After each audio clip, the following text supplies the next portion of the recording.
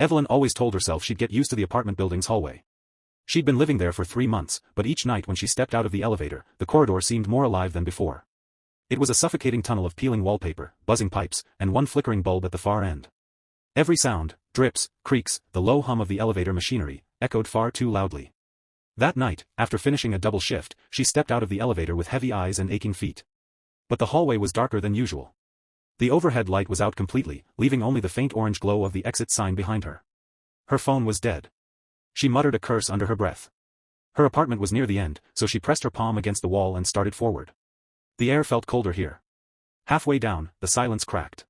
Footsteps. They weren't behind her. They weren't ahead.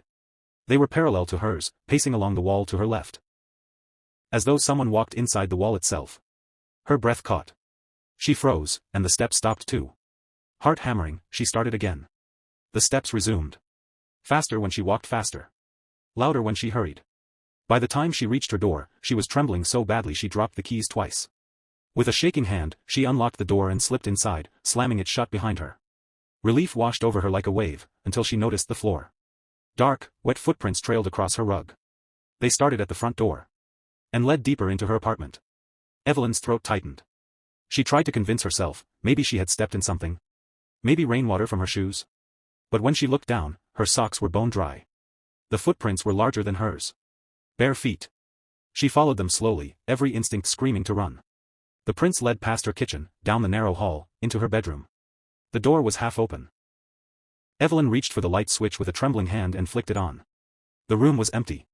The footprints stopped in the center of her carpet, vanishing as though the person had simply dissolved into the air. Evelyn backed out of the room, heart pounding, and locked herself in the living room for the night.